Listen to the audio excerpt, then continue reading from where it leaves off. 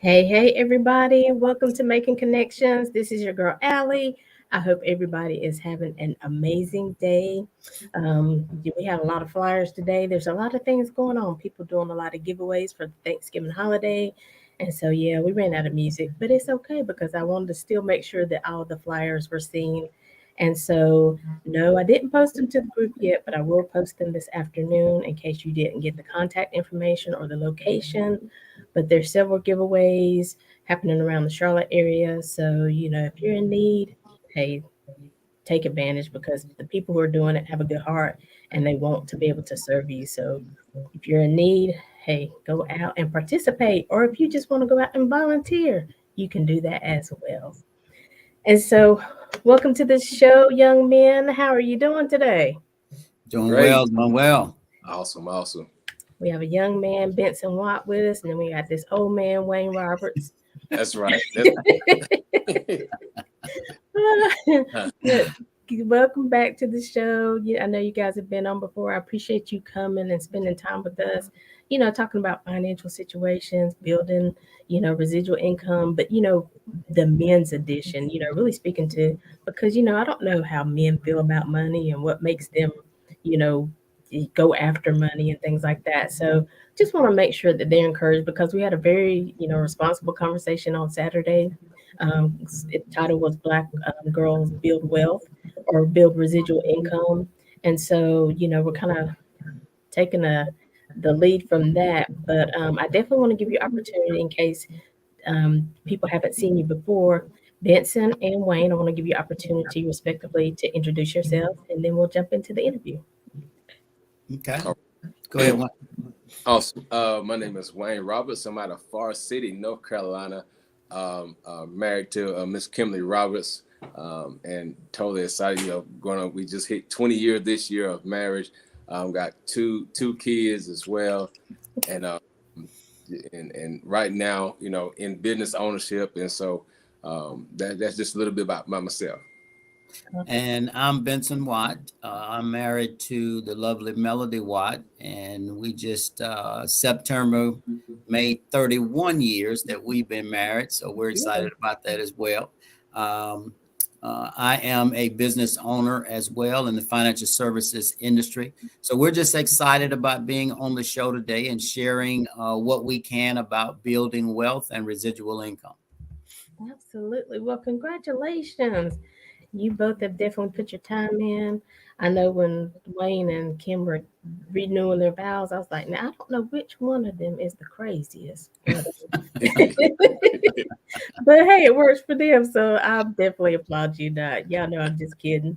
I love you guys and your families, and so again, that's why I felt you were good people to have on the show because you are family men. You've not always been in the financial industry. You've had things before that, but just speaking to men right now, how important is it for them in this day and time to think out of the box and really start building that residual income if they haven't already? Benson, you want to start us off? Well, I think it's absolutely critical that men begin to think about and think outside the box. I'd like to start with, just kind of talking about what residual income is. And residual income is money that continues to flow after you've made an initial investment or resource of your time. And those things have been completed, but money still comes. So when you think about residual income, you want to think in those terms simply because you want to put the work in now and set in motion that money continues to come even when you don't have to roll out of the bed to get it. Mm. Mhm. Yeah, and as men, it's we are wired to be providers. We're wired to want to be able to take care of our families. We're wired to want to be able to provide the best life that we possibly can for those people that we love and we care about. Yeah. Right. And anything you want to add to that, Wayne? Yeah, I would add as well. And one thing as men looking at business building residual income, one thing you need is a coach. And one thing as men, sometimes we try to do it on all on our own. And, I'm excited, because the guy you see on the screen is my coach and mentor. of what we do right now, and taught us, how to build and how to get to where we are right now. And so because when you look at that definition, another thing you want to look at is when you're starting out self-employed, when you look from a barber standpoint, hairstylist, whatever, you may be that person right now, that barber that's cutting hair, you by yourself in there. But then when you start training more people, you get about 3 or 5 more booths in there that's filled up. And now you don't have to go to work to still make the money. And then that money, it continue to flow. And so that's that part of that residual income that opens up some freedom for you. But yeah, but I mean, Coach hit it right on the head when you talk about defining it, and it's very important for men to think very outside the box in their area, to where we're so used to me wanting to do all the work. But hey, listen, you got to come to a standpoint. Hey, listen, create that residual income, because one day you'll get to a point where you want money coming in where you don't always have to work. Absolutely. Absolutely. I love that because, and Benson, you hit it, men are, wired to work. And so Mm-hmm. I think sometimes when they hear that residual income, they're like, how does that even work? I mean, if you're not going out doing it every day, if you're not hitting the streets, if you're not coming home tired every day, haven't even put the work in. So I think sometimes they still think that how can residual income, how will I still feel like I'm the provider, I'm who I'm supposed to be if I'm not working every day, right? Right, right. Well, I think, for a while, we've probably had the ladder against the wrong wall. And what I mean by that is, a job is a temporary solution to a permanent problem.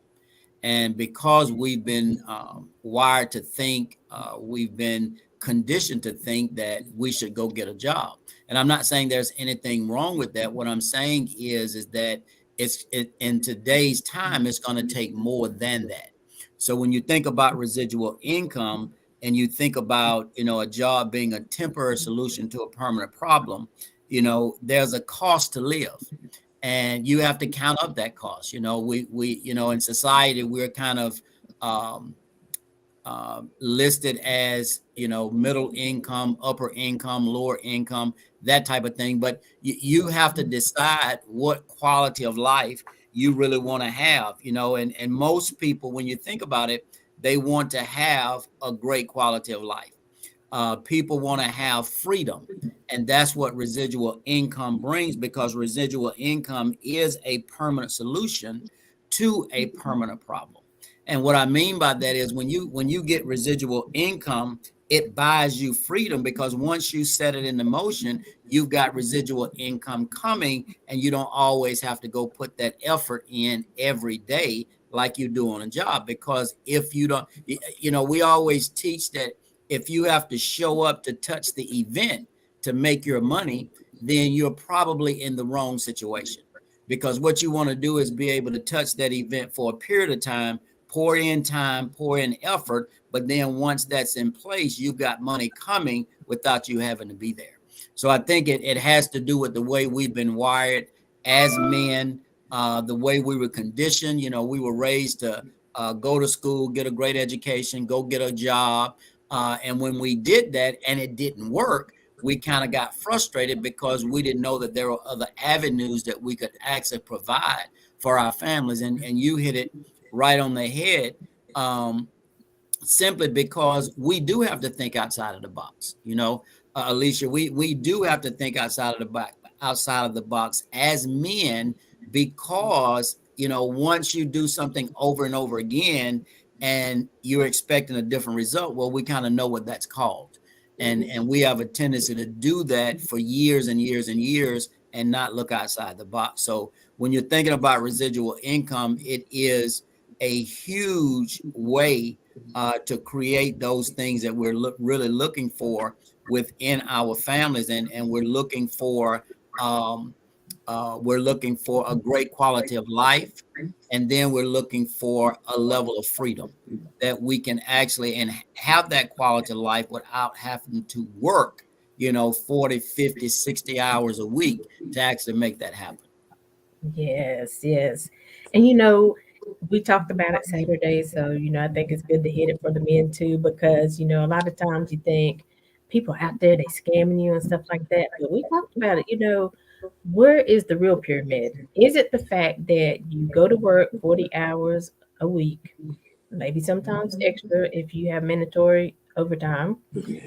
You do it for 40 years of your life, no matter whether your children are sick, your wife is sick, you need to go out of town and help somebody, and then you retire only on 40% of that income. Mm, Now, if but see, I don't think we really know we're going to work and we know we got retirement, we're building it up. But I don't. It's not until you get ready to retire that they tell you how much they're really going to give you once Mm-hmm. you retire, and you realize, wait a minute, I've been putting money in this system all these years, and this is what I'm gonna have to work with. So I Mm-hmm. think a lot of times people don't think ahead; they just think for today, right? right. Right. Right. Wayne, you want to speak to that? Yeah, because overall, I think when you talk about the pyramid, which you just mentioned, a lot of times it's sad that most of our thinking, we look for ways of, of getting out of something, or a reason not to do something, or thinking somebody's always out to get me, and sometimes when you look at opportunity is something that comes that offer you something that may look a little bit different. Even talking about residual income, maybe it sounds a little bit different, but at the same time, sometimes you got, what, like you said, go outside the box, because the only thing residual income does, it stretches and challenges your thinking to how we've been taught how to make money from our whole life standpoint. So now it's about doing something. You may start on a job for a little bit. It depends on your raising. If you was taught to be self-employed, or the only thing you known is to go to work first, go get a job. But from that job standpoint, now it's about learning, man. What am I good at? So then you find your self-employed niche, and then once you find your self-employed niche, then you start teaching other people and training other people, and then after that, then you can step back a little bit and receive that, the income off of what you've done. And so it stretches your thinking process, and not just be stuck in one way of how to make money. You got me? But it allows you to put some thought process into what you're doing, to move from just a job standpoint where you don't have to think at all. When I was at Walmart distribution, I didn't have to think. I just know I had to be at work. Just be at work my 8 to 10 hours that I didn't like to work. You got me? And then didn't leave. I know it, after 40, 50 hours, like you said earlier, I know I get a paycheck. But it never pulled out my gifts and talents of what's on the inside of what I was really excited about. You got me? So when you finally find what you're excited about, what you're gifted at, and then you're able to train others how to do it, man, it just opened up doors, especially from a man's standpoint, opens up doors of freedom. What coaching a while ago, freedom to really, you got money coming in from this area, but now you got freedom to go make some money somewhere else, or go start a nonprofit, do something else, because you got money coming in. But it also gives you options, man, options to do something else, to where you're not tied down like a slave to that one thing. Mm. That's big. Benson, I see you. You want to Yeah, jump? as Wayne was talking, I was thinking about the cash flow quadrant. Mm-hmm. And we think about the cash flow quadrant. Most people start out as an employee, and unfortunately, they have a tendency to stay there their entire lives, not understanding that there's three other ways that you can generate income. And that second way is to be self-employed. So some people go from being an employee to being self-employed, and then they actually get stuck in being self-employed. But there's a third way that you can earn money, and that's through business ownership. And when you move through these quadrants, what you're actually working to do is to become an investor, because as an employee, your income is limited. Okay. Your income is capped. As an employee, your income is more, but it's still capped, because you're only able to count on what it is that you can do as being self-employed. But when you move into business ownership, now you've got other people working for you and with you, which creates unlimited income. When you create unlimited income, you put yourself in a position to actually fill up that fourth quadrant, which is becoming an investor. And that's really what we want to do. We want to put ourselves in a position where our money begins to work for us, so that we don't have to always work for it, if that makes sense. And I'm going back now to something that you said, Alicia, earlier. you said that people retire with 40% of what they were making. Well, the challenge with that in today's times is most people don't have pensions anymore. So when people retire now, they're not retiring with a pension. They're retiring with whatever Social Security is providing for them, or whatever they have saved in their 401ks or something like that. But pensions, there's probably, I don't know, 10, maybe 15% of companies today that still provide a pension. So, Right. so most people don't have that luxury anymore. So if we're not preparing for our own retirement, then most people won't be able to retire. They'll just have to keep working. And that's And unfortunate. and that's true because you see a lot of older people these days still going to work, trudging through the snow, getting up early. And they have to clock in. They don't get any, flexibility just because they're older. If you're supposed to be here at 8 a.m., you got to clock in with everybody else. So Absolutely. they're not giving them any flexibility just because they're a senior worker.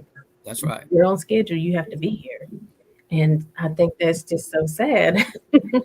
And I have a pension. I'm one of those companies that do. But really, when I started thinking about it, I was like, well, if I retire here, I'm only going to get this much pension. So I need to continue working here. But then I was like, but if I do this, if I become an entrepreneur, a business owner, Mm-hmm. I'm gonna make a whole lot more than I'm gonna be making with that pension. So it really doesn't matter if they only give me half my pension when I'm at 60 or whatever. Because if I become a business owner, that's just going to be money, extra money that's going into my account. That's not going to be what I'm living on. And so sometimes you have to really sit down and think about it and put those numbers to paper.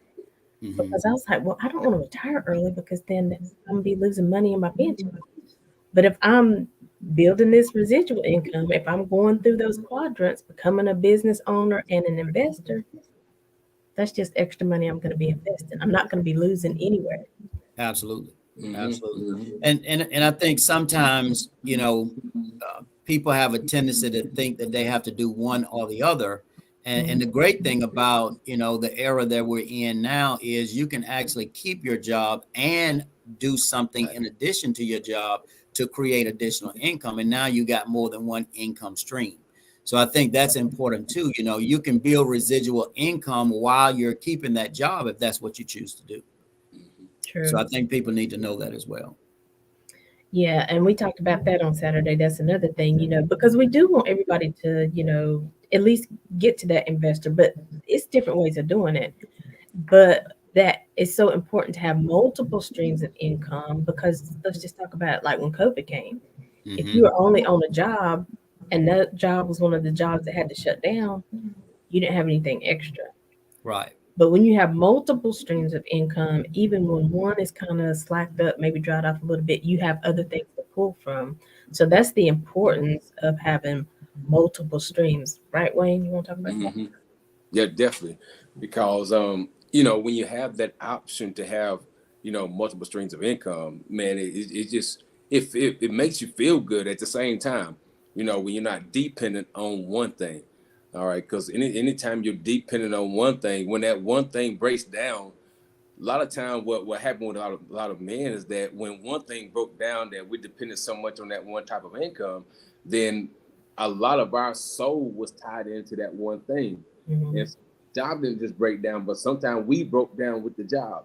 You got me? And so because we was never taught or put in a position to really venture to understand, creating different ways of that income streams. And so when that, because I'm designed, on the inside to be the provider, and when that one thing stops, man, it does something to us sometimes. And some people don't rebound fast. Some men don't rebound from it in a fast pace. And so if I don't rebound fast, then I'm left up to feeling like a failure for my family and things like that. But when I have multiple streams of income, what that tells me is this: that I'm confident in knowing how to go out here and make money, regardless of one thing. And so, because now if that one thing shuts down, I know that I've created some more streams, and I can go create more streams. So I understand what's on the inside of me now, and I'm not limited to one thing. That one thing don't define me. Now I understand who I am and what I can do, and in that area. And so it's the income is one thing, but it's who you become, from Mhm. what you build. And that's one of the main things. Who have you become something, when you go out and do it. And when you learn how to create different streams of income, it's a level of confidence that, hey, I did it once, I can go do it again. So if something happened over here, hey, I can go over here and create something else. It don't bother me. I ain't worried about it no more. I'm confident in who I am. And you said something that, really, because a lot of times, and I was like this, I was like, okay, well, if I don't do this, what other skills do I have? What kind of job am I going to get? But, it's such an awesome thing these days and in this season, there are opportunities out there where you don't have to have experience. You can come in and get developed and trained to do, you know, this industry, right? So, like when you became a money coach, did you have training in doing that already? No, not in the beginning. No, only turn I had, like I said, Walmart DC manufacturing. Worked at Dole Fresh Vegetables, another manufacturing. I was just froze up in that place. I got my degree at IT Tech in computers, but couldn't find a job with computer engineering. So what I do with the opportunity to do, and that had nothing to do with my background. You got me nothing to do with it. But it's the stretching, the challenging of, hey, listen, understand that you can learn a new skill. Skills are learned, so you just have to be willing and open enough, to learn it, to get out there and go try it, and not just be so stuck to one thing, but say, listen, just if you're willing to coach me, willing to teach me, then hey, listen, there, who am I not to at least give it a go? And that's what we did. We said we gonna give it a go. Ain't never did it before, but we said, hey, we might as well give it a go. The schooling didn't work, the jobs wasn't working. So hey, listen, might as well learn a new skill. Exactly. Benson, you want to speak on that as well? Absolutely. I think Wayne hit a major point. If you ask most successful people what is the benefit of them becoming successful, they would probably tell you the person that they become, because it's a process of be, do, have. And all that means is when you become more, you do more. And when you do more, you have more. So when people become successful, it's not what they have that they're excited about. It is the person that they are becoming. Because once you know that you can do a thing, then nobody can take that from you. So, when you can draw on what you've got on the inside of you that would allow you to birth other entities, that would allow you to birth other ideas that you may have that will create revenue, that will create income. It is the person that you become in the process. I've had the privilege over the past few years to watch Wayne just evolve as a leader. Just to watch him grow as a person, as a business person is such a joy when you're in business with people that are coachable and that you can mentor and coach to grow them into the person that they really already are. And that's another thing I think men may have a challenge with, and that is being mentored and being coached. That's something that, we have to sometimes lay our pride aside and allow other people to speak into our lives that will allow us to avoid some potholes and things that we may have otherwise stepped into that may cost you 2 years, 5 years, or 10 years of time that you could have saved if you had just allowed that person to mentor and coach you. So I think that's really important as well. Yes. So if you're a man listening today, I mean, hey, we got to catch up. It's time now that you can catch up. You don't have to feel like, you know, even if you might feel like you're behind, you don't have to stay behind, right? That's right. So, That's Absolutely. right. I mean, until the day you die, you have the opportunity every day you wake up to change the narrative of your life, to change the trajectory of your path, for you and your family. And another thing we talked about, because the young lady who was on the show Saturday is a single mom and she's raising two young girls. How important is it to be like for Wayne, for you? when Landon is watching you every day, you know, go to work and do stuff, how does that make you feel? I mean, to be an example for him. Oh man, I was already thinking that when you was with. I was already thinking cause it's big, like to paint that picture and to paint the example, because it's one thing to talk about it around your kid, but it's another thing for them to watch the lifestyle of their parents. You got me? So when they can actually watch it being done, and and they can watch you, the freedom of, they see you working, but at the same time they see the freedom of you being able to take them to school, pick them up from school, and things like that. But you've been able as well, while you're growing as a man, you've been able to teach, your child, the things that now. Because that was an area. So my dad, he was just a construction worker, so he couldn't teach me, business talk. You got me, things like that, business entrepreneurship.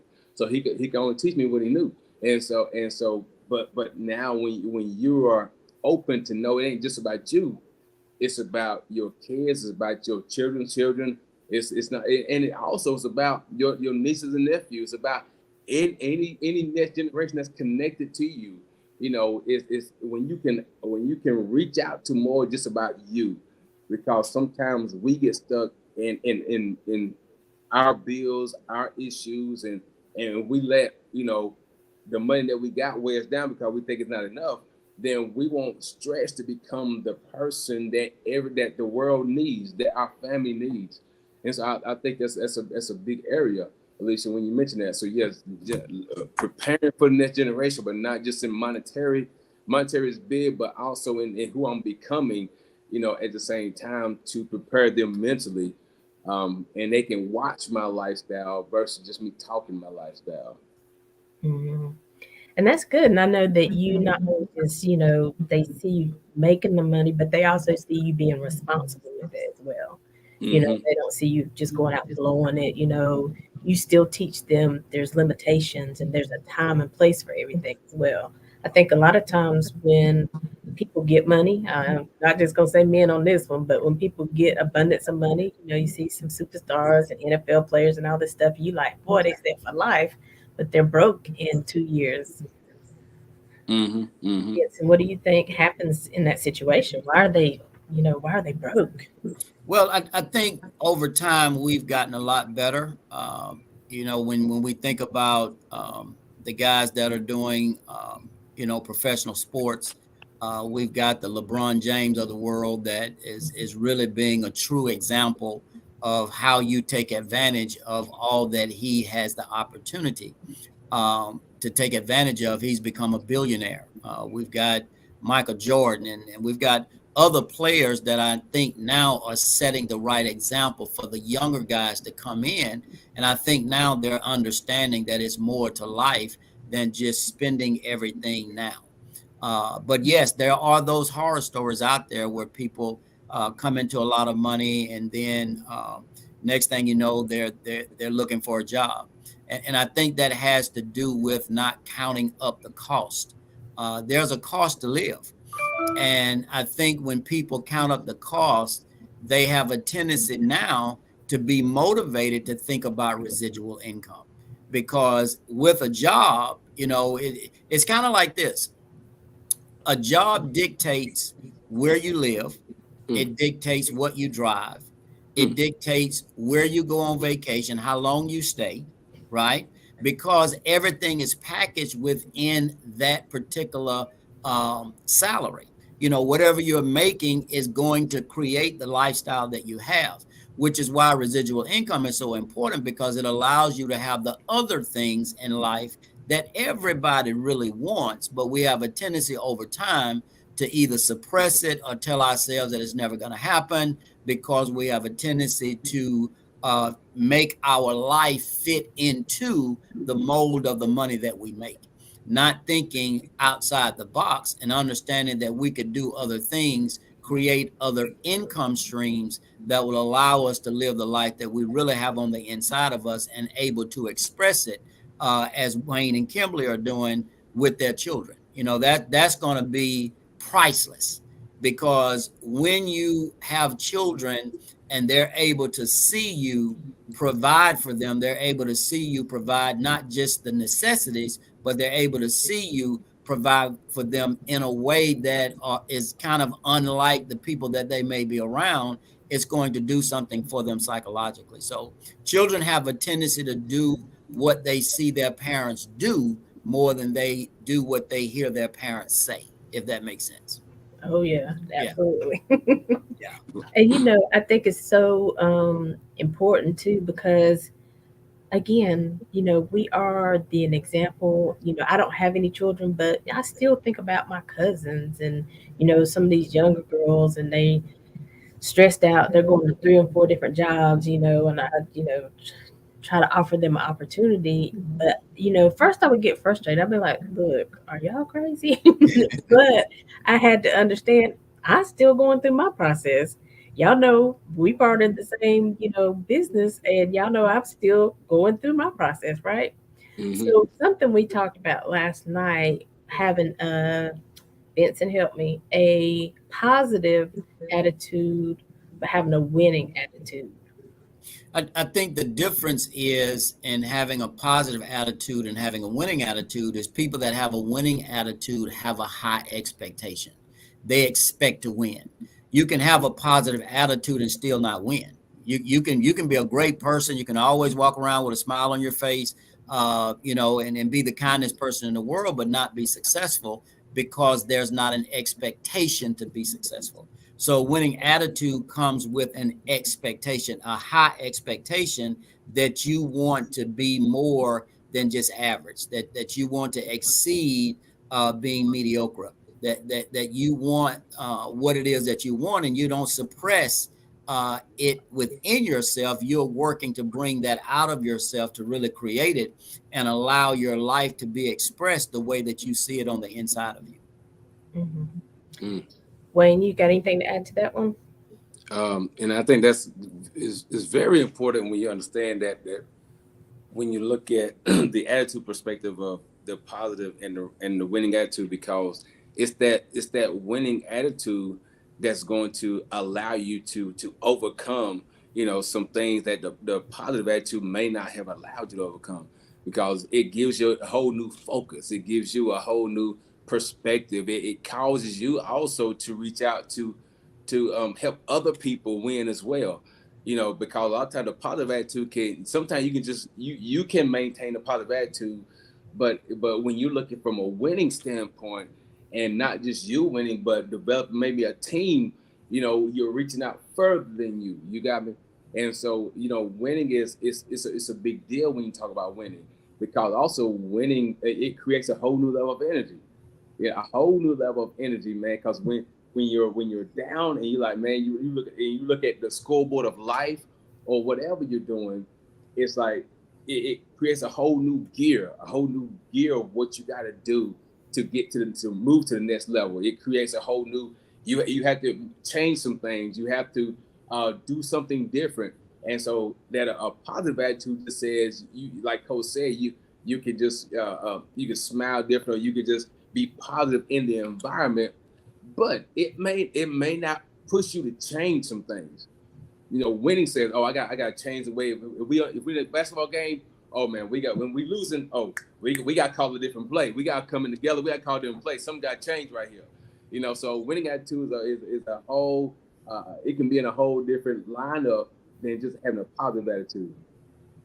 And I always like to talk about sports too, because somebody can relate to sports somehow, and it's the same thing, like you said. I mean, now you out here on the team. Have y'all seen those teams? Everybody talking about them. They're like, oh Lord, they ain't going to Super Bowl. They ain't going to the championship. They not going to be part of it. But they the Final Four. They in the Final Four. You like, how they get in here? That's because they didn't stop, right? They Right, didn't right. give up. There's like everybody counting us out, but I don't care what everybody else is saying. It's about what we gonna do together. It's how we gonna build. It's how we gonna stay focused, right? And That's we gonna right. keep winning. And whatever happens at the end, we can say we did our very best. But Right. they show up. You like, nah, I got to pay this person $100 because I knew they wasn't gonna be in the championship.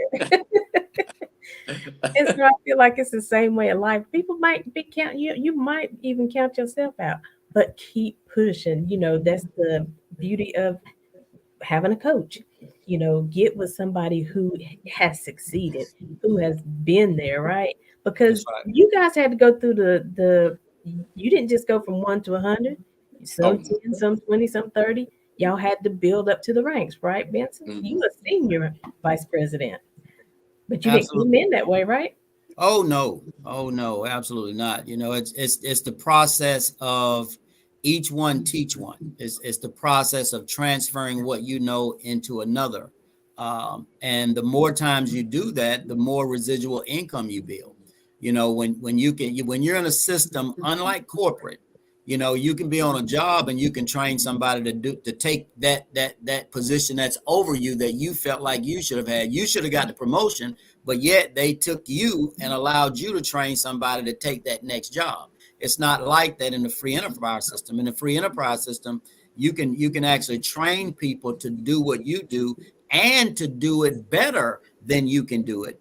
And what happens is you still get rewarded. You still get you still create income or residual income off of that effort. And that's what's so exciting about the world that we live in today. Especially Wayne and myself, is we're able to go out and train and develop people to do exactly what it is that we do, and then them create their own agency. And as a result, we're able to reap the rewards from that initial effort. But we don't have to do that initial effort anymore. The money just comes, and that's enough to get you excited right there. But I wanted to talk about, if this is the right time, Alicia, just some ways that you can create residual income. And I'm gonna give it to Wayne to let him kick that part of it off, and then I've got a way that I want to talk about creating residual income. And this, when we look at it, creating it, man, one of the number one ways is, through business ownership. And that's what we painted a picture a while ago in the cash flow quadrant, the different types of ways to make income. As that business owner, because it's that owner that starts out self-employed and that gets very creative. And he says, man, listen, I can't, I'm tired of doing this all day, 12, 16 hours a day. So he said, let me train some people to do what I'm doing. And so when it starts reaching out there, looking for somebody to develop that apprentice or whatever, and then he put some more people in and put some time in them as well, what he's doing, take the time to train them and get them good as well.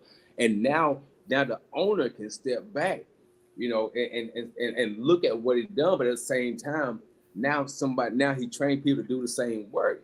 Now they may pay, like I said, barbershop, they may pay booth rent or whatever it may be, hairstyle, whatever the business may be, but he's receiving income off of that business now. You got me. So that created, that's that how part in business ownership, how to start that residual income going.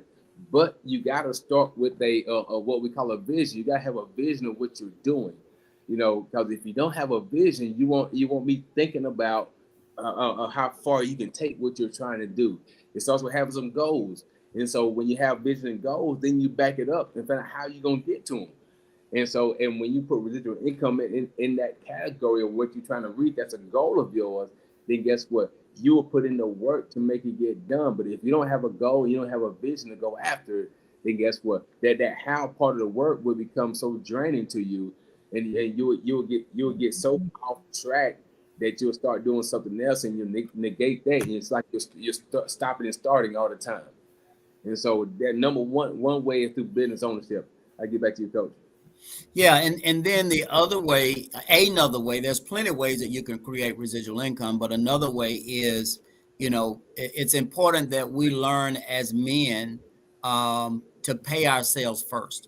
One of the things that we've not gotten accustomed to is paying ourselves first. A lot of times we have this idea in our heads that as long as I receive the money, I got paid. And to some point that's true, but it's more to the fact that you become a conduit, that money is coming to you and through you. Because if you're not paying yourself first, if you're not putting a portion of your money up as it relates to investing, then you're actually not paying yourself. So the first thing I wanted to put out there is you got to learn how to pay yourself first. And I would like to also add that you have to force the right behavior until the right behavior becomes a habit, which means, you know, it's easy to save money, but those things that are easy to do are also easy not to do. And the challenge with not doing is you don't feel the effect immediately. So if you don't save money today, you probably won't go bankrupt today. You know, but if you don't save money for years, then you're going to feel that effect when it's come times for you to retire. Does that make sense? Because you didn't put that habit in. So when you think about investing money to create residual income, I want to talk just a little bit about dividend income. Because when you think about dividend income, you know, there's publicly traded companies that pay out a portion of their earnings as a dividend to their stockholders. So when you think about a dividend, this is the way you want to think about it. If you own $100 in a publicly traded company and they're paying a 7% yield, that's $7 that you're going to earn annually without rolling out of the bed to get it. Now, I know what everybody's saying right now, $7 in a year, but just listen. If you own 100,000, right, and they're paying a 7% yield, that's $7,000 that you've earned in that one company in that 1 year without rolling out of the bed to get it. And then that $7,000 is compounding like the $100,000 that you got compounding.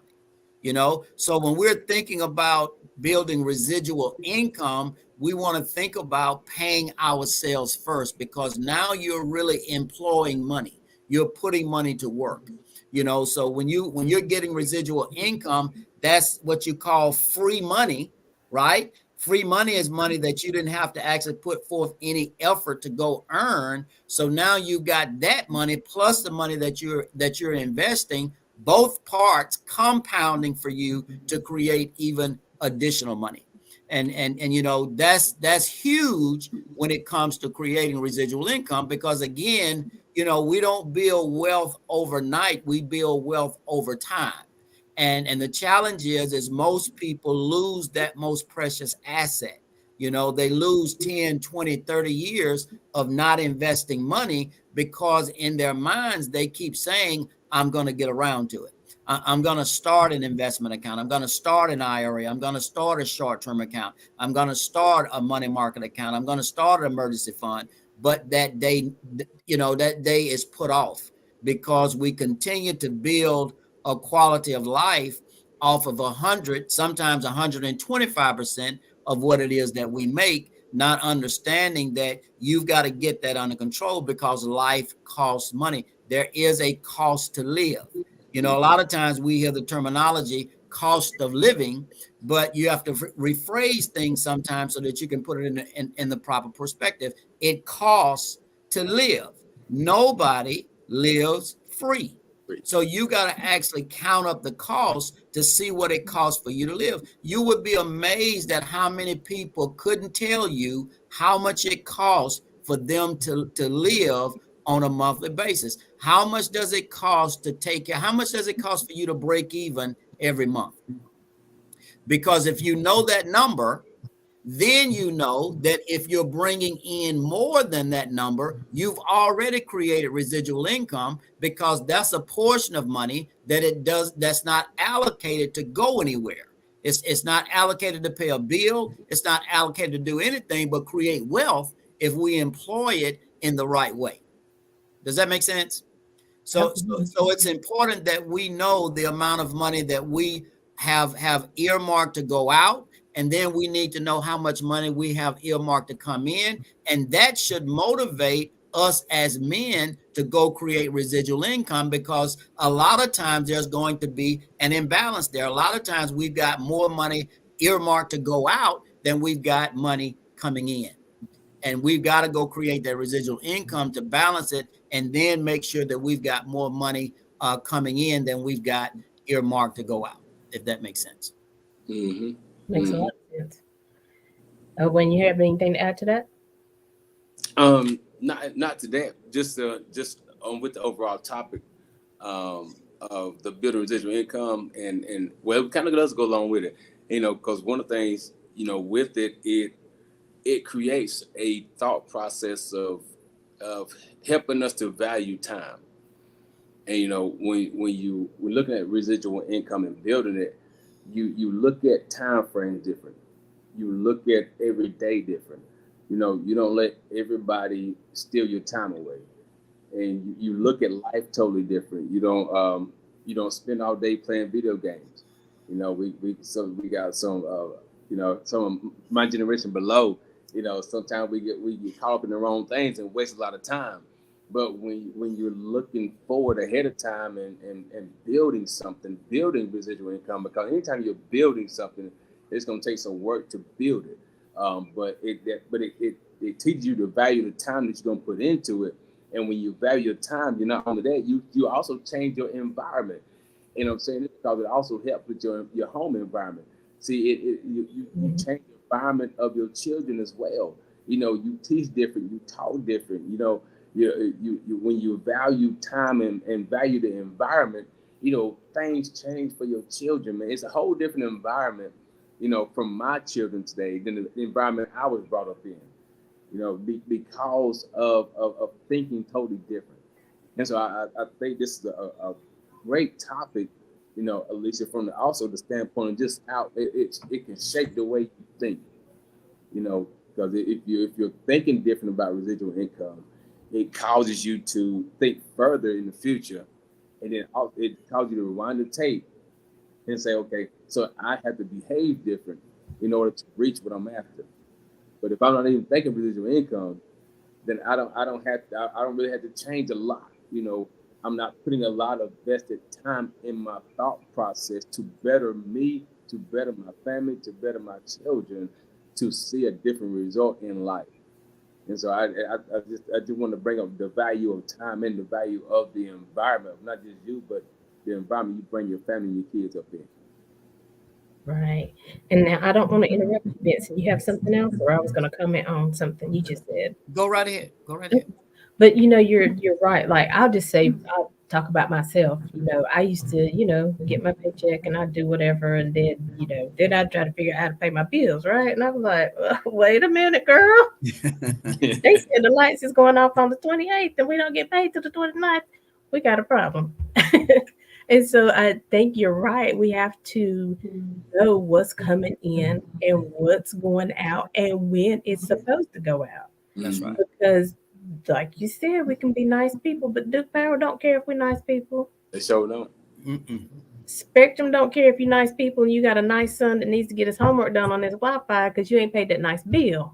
That's right. So, it's really just time to just get real with it. Take that time, sit down and do those budgets, right? That's right. Know what you have. And I always budget low, as to what might come in. Mm-hmm. Especially if your stuff fluctuates, your income fluctuates. I budget low on what's going to come in, so I can still make sure I'm covering everything. So I don't get crazy and go spend extra money. But at the end of the month or at the end of the week, if my bills are paid and I have some extra money, then I feel better about going out and going to a movie or buying myself something because now I'm not stressed about, oh my God, I bought this dress. I'm gonna be embarrassed. Do I need to take it back? Do I need to, you don't have to just, we're trying to help you take some of the stress out of your life. That's right. Because finances can be stressful. Mm-hmm. Finances can tear a marriage apart. And just to Wayne's, point, when you know what you're doing and you're doing it responsibly, your whole household is in a better state. And so I think all of these things are so important because again, sometimes we just think for the moment, for today, what we got to do to get through today. But we have got to start thinking about our to live. So then you have to think about, so what does it cost if I live really where I want to live? What is it going to cost me if I really buy the car that I want to buy? What is it going to cost me to send my children to the school that they've been talking about wanting to go to? What is that cost? And then you start building from there. Correct? Mm-hmm. You made me think about something, Alicia. There's a cost to own and there's a cost to buy. Those are two different costs. And I'll give one example. A lot of times people look at a car and they say, well, they go to the dealership and the dealership say, well, you can get it for this amount on a monthly basis. Well, if they can fit that monthly payment into their budget, they think they can afford the car. Well, that's only the cost to buy. It's not the cost to own, because the cost to own includes getting the car serviced. It includes buying insurance on the car. It includes keeping tires on the car, which if you're going to drive the car, all of these things are going to happen. They're going to be necessary, but they wasn't allocated into the cost to buy. So people need to know that there's two different costs. There's a cost to buy and there's a cost to own. Just because you can afford to buy it doesn't mean that you can afford to own it. Because if you start a contract and you finance something, and in this space, people are financing stuff for 7 years at a time, which is, I'll just leave that to myself, but you probably don't want to go that long. Let me put it that way. Because in 7 years, the car is probably going to be worth, I'll just leave that to myself too. But just understand that there's a cost to buy and there's a cost to own. And you got to calculate both of those. And sometimes you have to take a step back and say, well, maybe I need to go buy something that's less expensive at this time until I get my residual income going. And then I can go afford to own the car that I really want to drive, if that makes sense. Absolutely does.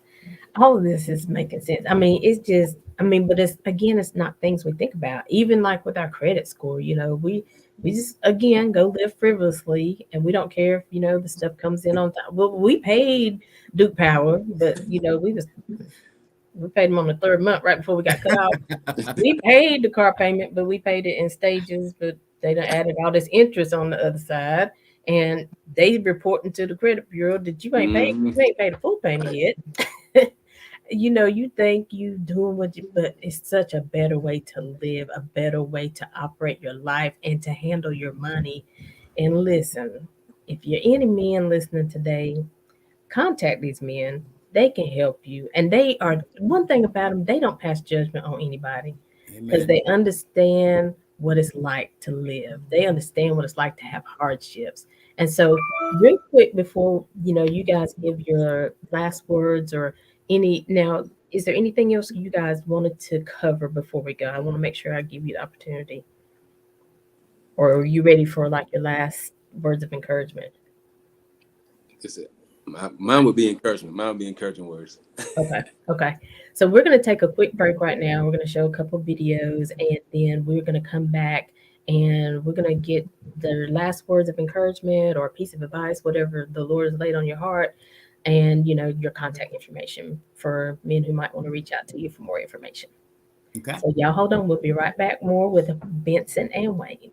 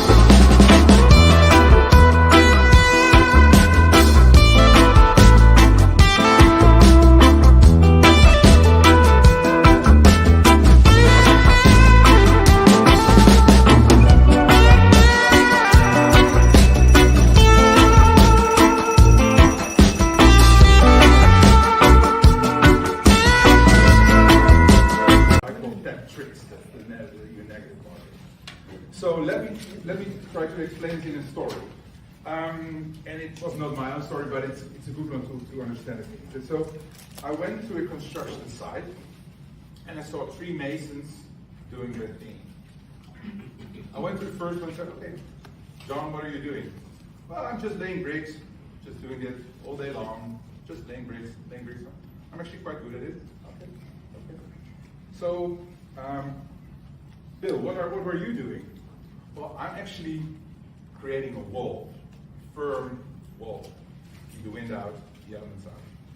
Okay, thank you. So, Pete, what are you doing? Well, I'm actually building a cathedral. What I'm doing is participating in this grand work of creating a cathedral, leaving a legacy, giving people a place where they can pray, be at peace, find each other. And they were all basically doing the same thing, but from a different vision. All right. So those 2 videos. So y'all know I'm not a man. I can't go into men's sessions, so I can't. I know it's a men's show, but I had to show y'all what we women be doing. Yeah, we noticed that. But listen, but what I want you to see was it was such an atmosphere of, joy and peace and, applauding one another. It didn't matter whether you walked the stage or not, but if your sister walked the stage, you were applauding. People were smiling because they was looking at him coming down the aisle. They're like, "Oh, what you got, girl? Let me see." Da da da da. I mean, but that atmosphere is something about being in that atmosphere. Now I can talk about myself again. I used to be a Long Island. I used to be like, no, I don't want nobody's help. I don't want nobody. No, but I have learned in my years of living that you cannot live this life by yourself. God didn't ordain it that way. He put all of us, the cross goes from heaven to earth, but it goes from the left to right. So from my brothers and my sisters, so they have something I need to be able to survive and to thrive, right? And so it's about getting in that atmosphere and just, watching other people. And then it just makes you want to win too. It makes you want to show up for somebody else, right? Right. And then to the cathedral one, the last show with Eric. That's Eric Garcia, and he was talking about went to a site, and all the masons were doing the same thing. They have all the same tools, the bricks and the mortar, whatever. The first one was just like, "Look, man, I'm laying bricks trying to get paid. I'm just doing this job." The second one was like, "I'm building this wall," so he had a little bit vision went a little bit higher. But the third one was like, "I'm building a cathedral." Now he wasn't building it by himself; they were all working on the site, but he could see that he was building a cathedral, a place where legacy would be left, a place where families can come and worship, a place where you can go and comfort one another. People can come together. He saw they were all doing the same work, all had the same tools, but from a different vision. Mm-hmm. So, what is your vision today? Are you just laying those bricks every day, just trying to get paid or whatever? Or do you want to build a cathedral where there's residual income, where there's peace, where there's legacy? Because God said that He would give us the ability to create wealth. Mm-hmm. Mm-hmm. And, we are the head and not the tail, above and not beneath. We can be the lender and not the borrower, right? Absolutely. So that word, and God has no respect of person. So that word is for everyone that hears that word. So it doesn't matter where you are right now. There is an opportunity, a way to really grasp what you want, to build that residual income, to teach it to your children. Because I tell people all the time, don't you know these people, they're going to be grown one day. They're going to have to make decisions. And you want them to be able to make decisions, not just follow everybody else. You want them to be able to analyze and know what to do for themselves. So I love that video because it just reminds me, where am I building from? What is my vision? Mm-hmm. And so I want to give you guys an opportunity. We can start with Wayne, and then we'll go to Benson. And just, your last words of encouragement or a piece of advice, and also tell them how they can reach out to you if they want to, become a business partner or just get more information on building wealth for their families. Awesome. So I just want to first encourage all the men. Man, listen. If you and your house on the phone, whatever, man, I want to encourage you just to make some noise where you at, man. Men, being a man is a big deal. First, you got to own it. You know that you are a man. God created you as a man, and be proud of first who God made you. And so, with this, just a question, or ask yourself, what are you building? What are you building right now? And I want to encourage you that to be open, to things that can and be open to doing something maybe different than what you're used to doing. Because sometimes men, sometimes we may be closed, but I just want to encourage you to be open to different things, different avenues of ways of generating, a residual income into the household. And then, and last but not least, I want to encourage you as well. If you're not the money manager in your house, uh, um, if your spouse pull you to the side, say, let's work on this budget. What Coach is talking about, don't throw it and throw it to the side and say, I ain't got time for it. I got all like that. Listen, put a little bit of time with your spouse, in looking at that budget, man. Because when you're on one accord, the house will move forward. You got me? 'Cause I know a lot of times with a lot of men, if we're not over the money, we just give our wives or whoever the money, and then we go continue to do what we're doing. But then take out time with your spouse, and to look at that budget, see what's coming in, so you can get on one accord, and y'all can create a vision together, and that's how the house can move forward when you guys are working together. All right, Coach. Oh yeah, yeah, that's my email right there, robertswayne9@gmail.com. Feel free to reach out to me anytime, any place, anywhere. All right. Awesome, awesome, awesome. So I just want to encourage all the men to think along the lines of building that cathedral that Alicia was talking about as it relates to succession planning. And what I mean by that is you got to start thinking about what are you going to leave for the next generation. This is really about generational wealth. So you want to think about residual income in terms of setting something up, not just for yourself, but for those people that are coming behind you. And then you want to think about how do you want to be remembered? When it's all said and done, how do you want to be remembered? Do you want to be remembered as being instrumental, as being integral, as being the go-to person in your family that set it up, that changed the trajectory for the rest of the generations to come? Do you want to be that person? Do you want to be that man? Do you want to step out on faith and do something great? And then lastly, I just want to encourage you to take money out of your relationship. Take money out of the equation. And the way you take money out of the equation is there's always more than enough. When there's always more than enough, then there's nothing really to argue about. So if you want to have a healthy relationship, don't let it rest on money. Take that out of the equation. And yes, that's actually should be WATTIII at AOL.com, not gmail.com. It's AOL.com. Alicia did that because she's just messing with me because she's probably trying to throw off that AOL so old. That's why she said it couldn't have been AOL. Like It could not have been AOL. AOL. Yeah, I know what she was doing. I know that she was doing. My bad. So sorry. So please AOL feel free to No, reach out at WATTIII at AOL.com. And you can reach me by phone at 864-415-3135. Reach out anytime, doesn't matter. And thank you, Alicia, for having me. absolutely. Okay, Alan. We just gonna put it in the description of the video. Oh, so let me say They won't reach me by email. WATTIII at AOL.com is Benson Watts. That's correct. That's correct. Yeah. And so you guys know we are making connections with Aly. We're here every Monday at 2 p.m. and every Saturday at 12 noon. If you need to reach us, info at AliciaJohnson.com. If but let me say, if maybe we covered some things, but you're like, man, I wish they would have got into this in the conversation. Send us, post it on the link once we post it. Put your questions out there, And we can either bring these men back and specifically talk about questions that you all have that maybe we didn't touch on today, or, they can answer it, in the post. But definitely want you to reach out to them because, it's time out to think you can do it by yourself.